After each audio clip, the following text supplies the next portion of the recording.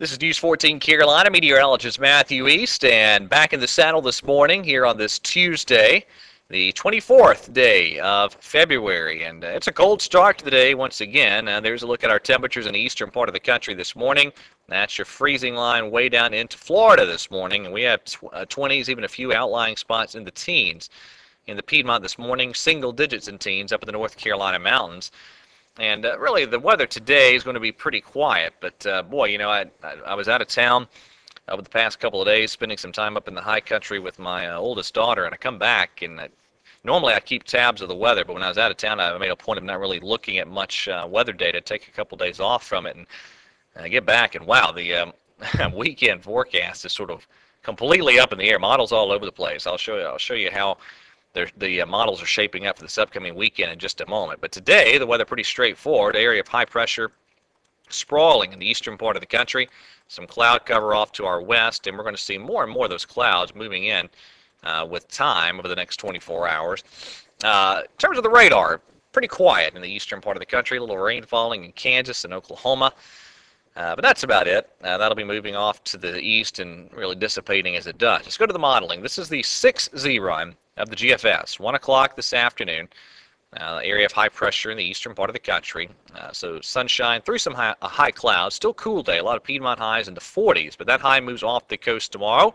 Southerly flow on the back side of it cranks us up temperature-wise, 50s for high temps tomorrow. Thursday, 1 o'clock in the afternoon, we're probably looking at highs Thursday in the low 60s. Still dry Thursday, but then our next system swings in. This is 1 a.m. Friday. Could see some showers as early as Friday night. I should say as Thursday night, rather.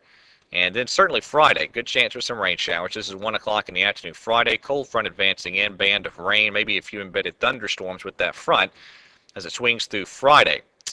And yeah, then the forecast confidence goes down the tubes. This is, again, the 6C GFS, 1 o'clock Saturday.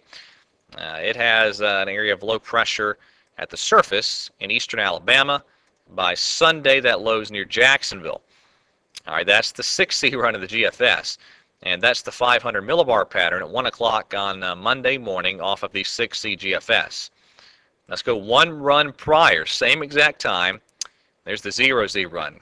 It completely lost that shortwave across the southeastern part of the country. I think the one thing I feel good about with the weekend forecast is that the 0Z GFS solution is probably incorrect. We can probably chunk that in the garbage. Let me show you some of the other, a couple of the other models out there. The European also on board with a big cutoff low in the southeastern part of the country, surface low cranking off of the Carolina coast at the same time as well. That's an interesting scenario.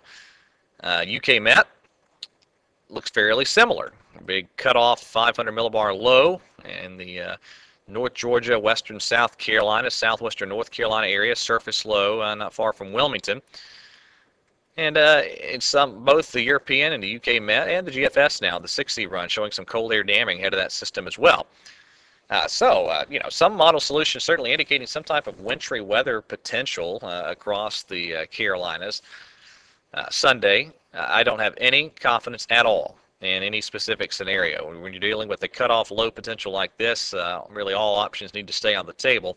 So for this morning's forecast package, I've thrown in a chance for some rain with chilly temperatures on Sunday, and we'll just have to see how that goes. I don't have a good feeling yet, especially not having seen a lot of the modeling trends as we went through Sunday into Monday. I got caught up with some of the later runs yesterday, but I think that's the best course of action, at least for me this morning. We'll see how that goes, and certainly interesting possibilities. We'll see what happens with that cutoff low if it does indeed develop as we go through Sunday into Monday. I see the HPC not really buying that scenario at all, and that's fine. But I think there's enough modeling indicating the chance of a cutoff low that at least that has to be mentioned as a decent possibility. All right, that's it for this latest edition of the Carolina Weather Video. Everyone have a wonderful Tuesday, and God bless.